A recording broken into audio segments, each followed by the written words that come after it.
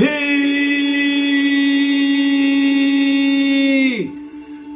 Peace. Peace. Shalom. Shalom. Shalom. Assalamu alaikum.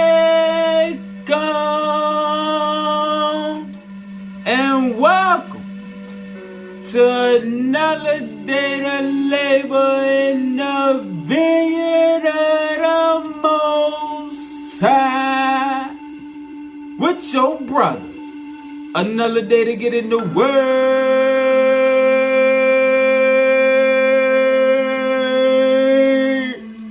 to see what the Most High got to say.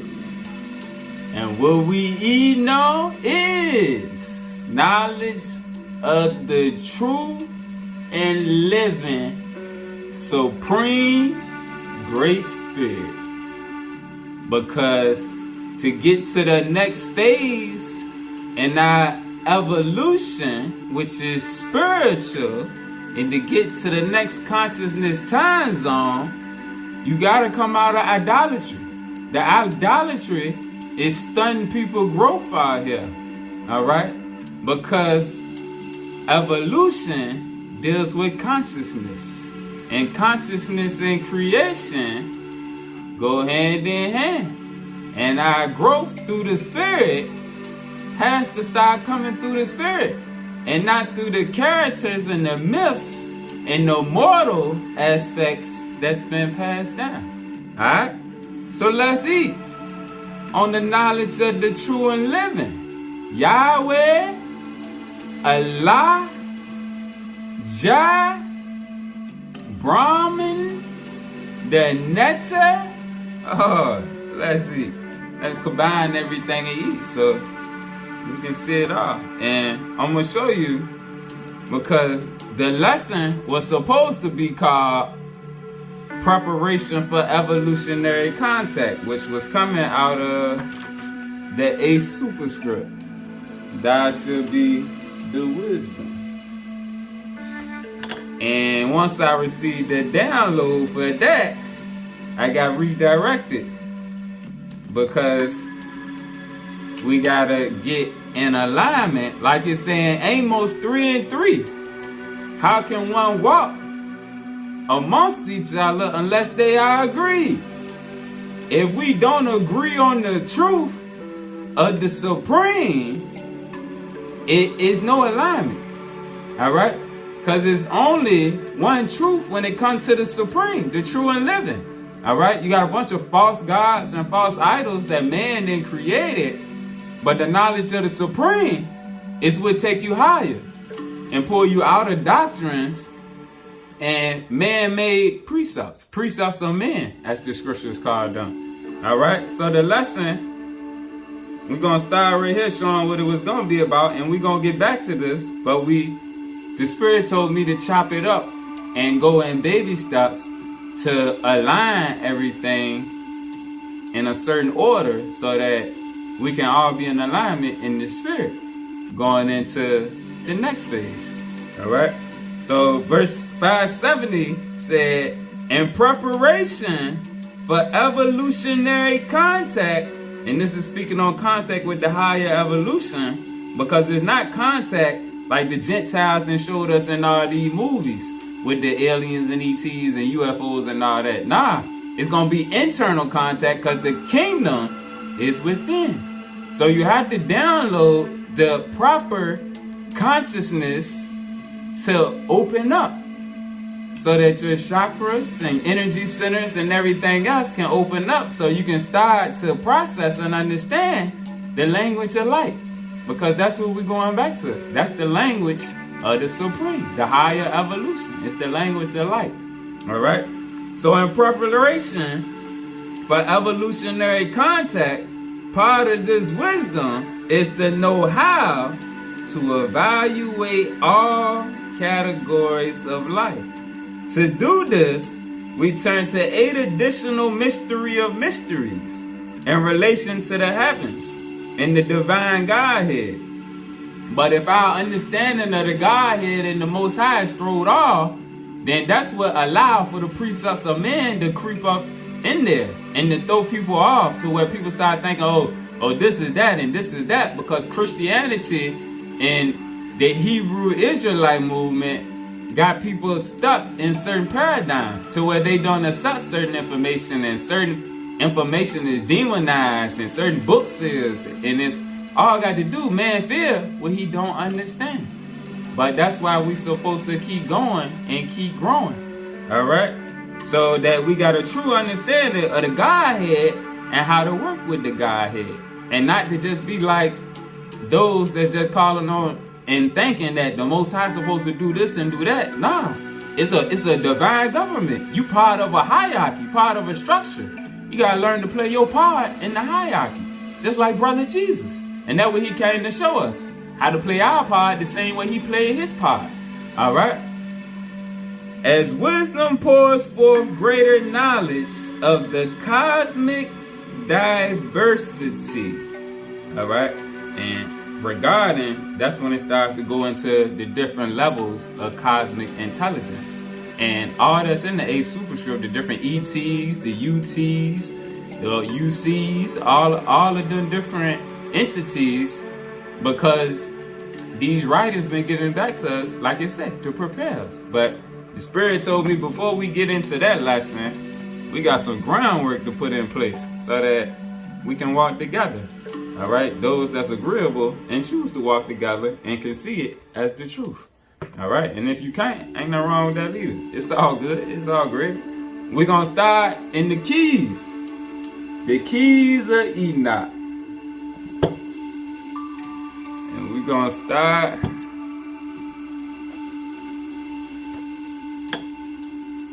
page 160, key 117, verse 35. We cannot understand the redemption of this physical galaxy, like it say in Revelation, a new heaven and new earth.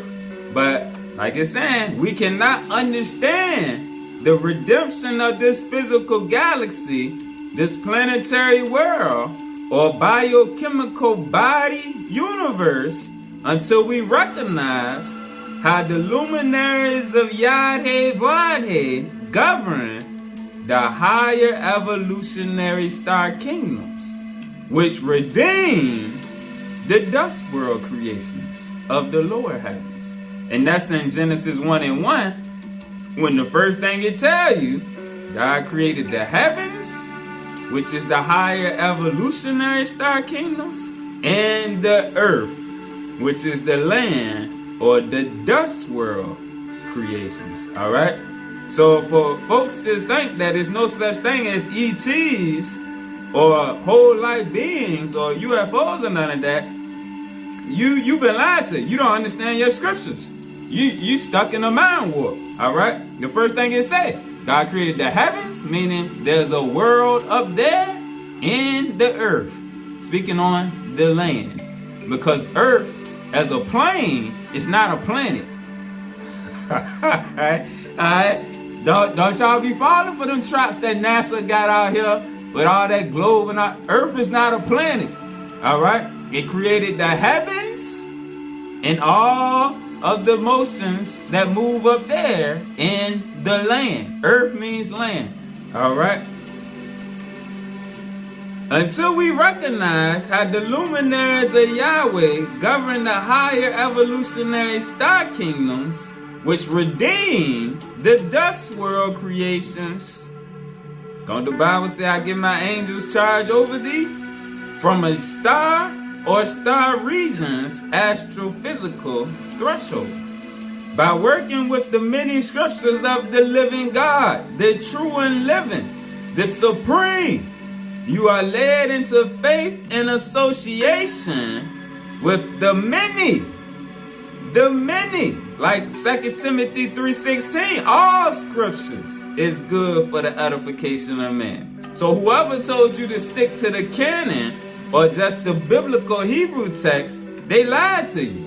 All right? Because the Bible tell you all scriptures. All right? And by working with the many scriptures of the living God, you are led into faith and association with the many sons of light in the many universes of our Father. And we got a lesson coming up on the Father, because there's a difference between Yahweh and the Father and the gods. All right. The four sacred letters Yod-He, Vod-He reveal that the true and living is not simply the life force of one galactic kingdom. And this is why a lot of people think that there's no such thing as ETs or other beings, and they think that it's only man. And that's a Gentile teaching. All right. Even Jesus said, in my Father's house are many mansions. All right. Meaning not just this area of the lower heavens. The true and living is not simply the life force of one galactic kingdom or of one star kingdom, but the mind force, the consciousness force of all universal intelligence. And it tells you that in Ephesians 4 and 6, that is one God, in all and through all. All right? Of all collective lordships. All right? Because the true and living is not the Lord or the God. All right? He's above. He's the supreme Lord and the supreme God. There are many lordships and godships, like it say right here. All right? The supreme, the true and living, is the mind of all universal intelligence, of all collective lordships and godships who govern over man. The Yahweh vibration sustains all of the gods who come together to serve the true and living, the higher power, who works his good pleasure through all the Elohim, who control the thought forms of the infinite way. Now let's go to the back and get the definition of Yahweh. Alright. Yod-He, Vod-He, of the living, everlasting light. The revealed name to our Father universe of the living God behind all creator gods. Alright. Yod-He, Vod-He, of the living everlasting light. Now let's go to the Awaspi and get the definition of the all person, which is within everything. All person, synonymous with Jehovah, the ever-present Great Spirit. The ever-present Great Spirit, the sentient, self-conscious all-mind, pervades all of creation, just like in Ephesians 4 and 6. All of creation, as far as the farthest star, and yet as near as our very selves, while remaining integrated into one interconnected composite consciousness. Humans have difficulty comprehending or even conceiving of any self-conscious entity lacking a specific focal point of existence that one can point to and say, here it is. Thus, the attraction to false gods that all of the religions are based around. False gods, not the true and living. Alright, and that would stunt people's growth. So the all person is synonymous with Jehovah, the ever-present Great Spirit. Let's get the definition of Jehovah. Synonymous with the Creator, the Great Spirit, the I Am, Almighty, All Highest, All Light, All Person, the highest cause, ever-present, Ego Quim, Elohim, Allah, Elan, Yah, Eve, or Amazon. The universe is earth, sky, and spirit. The three in one are the Great Spirit, the all in one. earth, sky, and spirit, or earth, ether, and spirit. The three in one are the great spirit, the all in one. The creator of the universe, who is the all mind, in all places and all things. No angel, however wise or experienced, can ever reach a level of consciousness comparable to Jehovah or the Great Spirit. No angel, because even angels got certain levels and hierarchies that they able to move up to themselves. Alright? So next, let's go to the Hindu. Let's read about Brahman. We're going to go into the principal Upanishads. In the Upanishads, those are some of my favorite of the Hindu writings. They're real dope. Alright, so let's read about Brahman, who is the same as the Supreme, Yahweh, or Jehovah. Don't confuse Jehovah and Jehovah. Alright, because we got a lesson coming too where we're going to show Jehovah or Yahweh. Alright, which is something separate than Yahweh. Alright. The Indo-Aryan thinkers, as early as the times of the Rig Veda, recognized the eternal unity of existence, the oneness in creation, which holds in its embrace all that has come to be. The seamless unity, which they are described in poetic language, pervades the universe and yet remains beyond it. Meaning, the Supreme, Brahman, is not affected by what go on in the mortal sphere, because there's a government to govern each of these sun universes. Alright? All objects, animate and inanimate, are included in the Brahman. The gods, men, and subhuman beings, meaning beings that are under the class of men, which would be the animals, the insects, and all of them, are parts of it. As the unchanging reality behind the universe, it is called Brahman. And as the indestructible spirit in man, which is the drop of the Supreme, the drop of Brahman, it is called Atman. Brahman and Atman, identical in nature, are the first principle. Now let's go to the first superscript. The first superscript. Thou shalt be the light.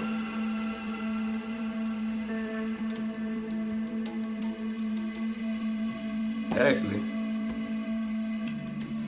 hold up. Not gonna hit the first superscript. We're gonna go to the Kmetic science. The science of Kemet. Alright, so we done hit the Hindu, we done hit the Hebrew. Now let's hit the Kmetic. Alright, spiritual warriors are healers. And this is a book by one of my favorite Kmetic teachers, Evolutionary. Alright, let's read on the nature. The nature is the all. Everything that the human mind can conceive of is part of the nature. There's nothing that you can think of that the higher intelligence hasn't already put out. Like Solomon said, there's nothing new under the sun, because everything under the sun came from a higher position within the Godhead. Alright? And everything that is incomprehensible, invisible, and even inconceivable is also part of the nature. The nature is the plants, the air, the mountains, the cosmos, the smallest microorganisms, the waters, the heartbeat, the thought, and even your dreams, which is the same as the all person that we just read about. Alright? The nature is all time and all space, and the not yet existent time and space. This is also an aspect of the divine dichotomy. It is the infinite all or the infinite one. The nature is nameless, hidden, formless, indefinableness, infinite consciousness, a self-existent, self-perpetuating force that created energy. It is intangible, and yet it breathes its life in all of us. It is pure consciousness. The Most High, the Supreme, the All-Person, is pure consciousness. It is intelligence underlying and supporting all matter and all existence. The nature is the parents, the father and mother of existence. All right? And we had a lesson like a year ago called Mother, Father, God, where we went farther in depth and explained this concept. The nature is eternal, infinite, and endures forever. The nature cannot be understood in its totality, for its very essence is unknowable to humans in its physical form. And we just read in the WASP, even the angels can never fathom the essence of the Supreme. All right? Even they have levels that they can only go up to. The nature is everything, and everything is a part of the nature. All right? So just like Brahman and the Atman, in the Kmetic, we got the netter and the netaru. The netaru is everything that extends and is created from the nature. All right? Creation, creator, and creation. The creator is the nature. Creation itself is thought, and it is sustained by thought power. That's what all the superscripts go into, is thought and consciousness, which we call the mind or consciousness of the nature. This nature is formless. It is a self-existent energy, force, intangible, beyond time and space, pure consciousness, intelligence, underlying and supporting self-existence. Creation does not take place within time, rather time is an effect of creation. The nature creator created itself before time was created, a state of pure consciousness from the noon, or state of nothingness, and it alone existed. Now let's go to the first superscript. Alright? The first superscript. Thou shalt be the light.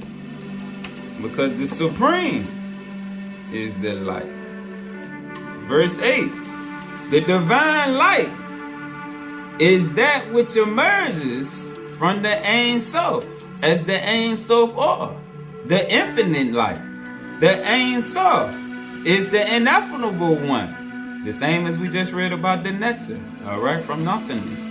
The Ein Sof is the ineffable one without separation, and from that oneness unfolds the many, only to have the many become reunited with the one. All right, now let's go to the keys. Get a precept. Page 26, verse 11. And when you see the many as well as the one, you recognize that the most perfect plurality is also the most perfect unity, oneness. By going into the splendor of the universes, you recognize a higher plan of creation than can be seen in this universe, in this level of creation. Then you can understand that one must go beyond all theologies and all cosmologies which say that this is God here, meaning the Supreme here, the Most High here, only in this level of creation. For the Most High is neither here nor there, neither po nor ti, as the Greek philosophers would say. He is seen in all the universes. Therefore, you must recognize his all universes in order to see the Supreme. And he cannot be seen in the image of your own created universe. For he or she is beyond all images. He is beyond all universes. And yet all universes function collectively as the brain diagram of the higher order of creation. Alright, Let's go back to the first superscript.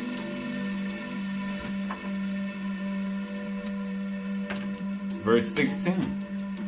As light is the basis of all being, when it emanates into segmentations, meaning once it break off and divide, it generates new realms of experience.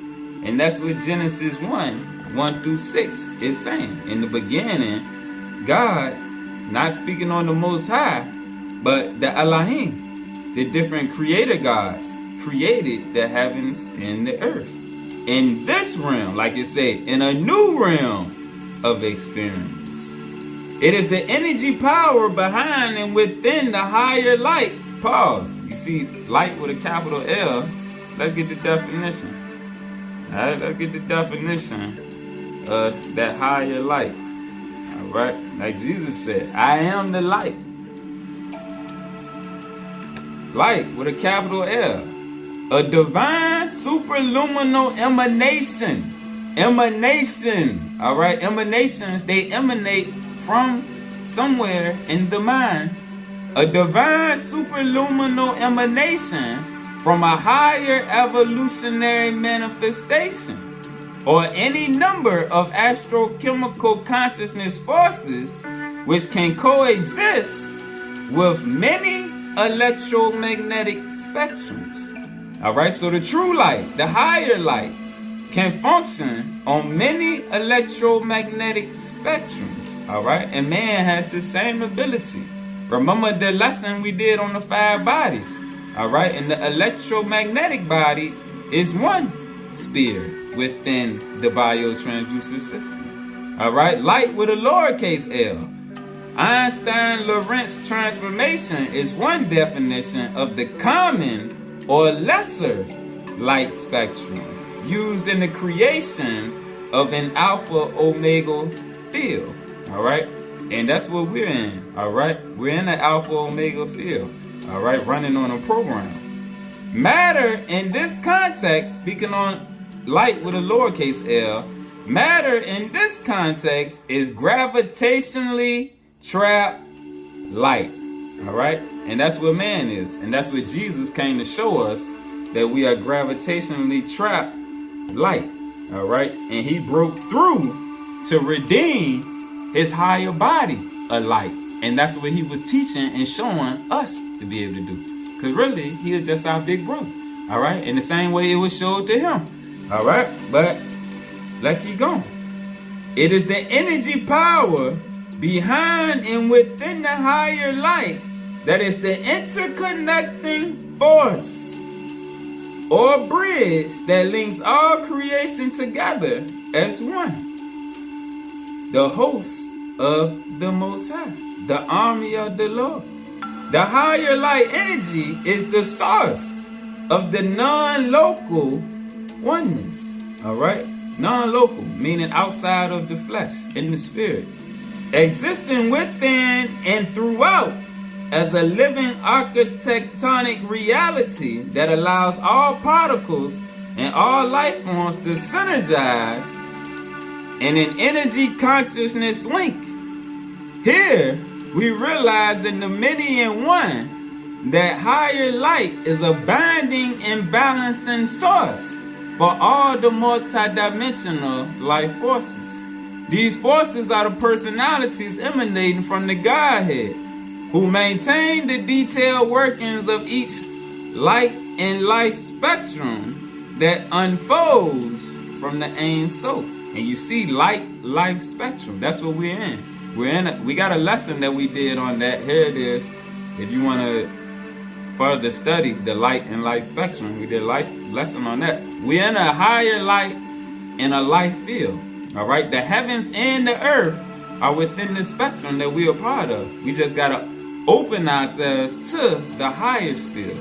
All right, beginning from the limitless form manifest, not as a duality, but as a trinity. All right, the mother and fathering element is within all of us. It's just not fully active.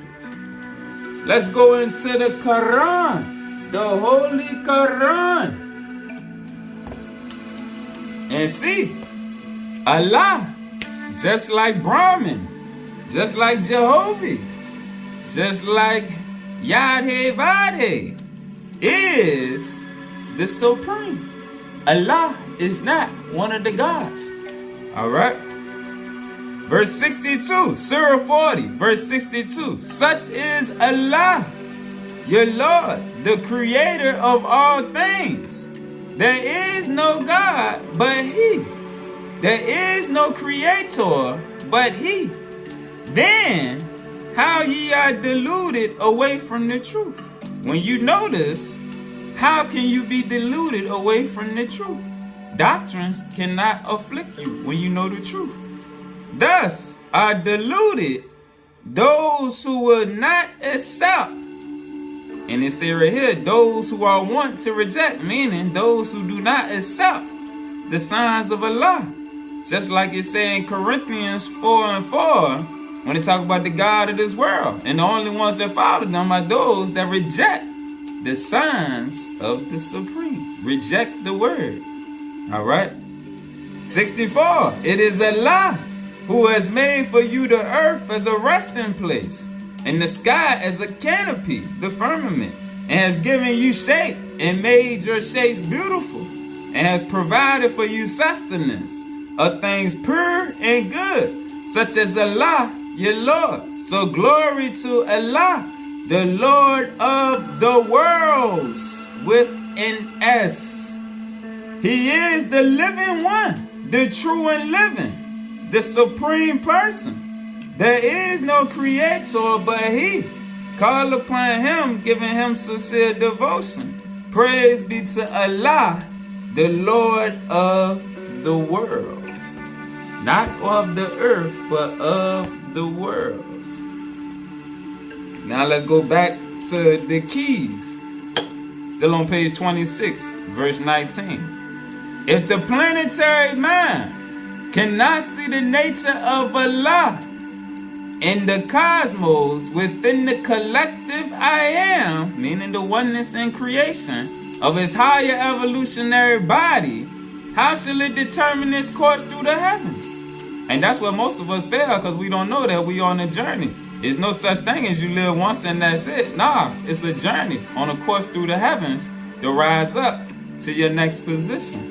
Alright, but people get stuck in the cycle of birth, death, and rebirth and never grow to accelerate to their higher position. How should they determine their course through the heavens in order to behold and declare the true and certain nature of life as recreated within the universe of living life? Boom. Alright, so that's the first piece. And the next lesson, we're going to go in and get an understanding on the difference between the Father and God. Alright? Peace.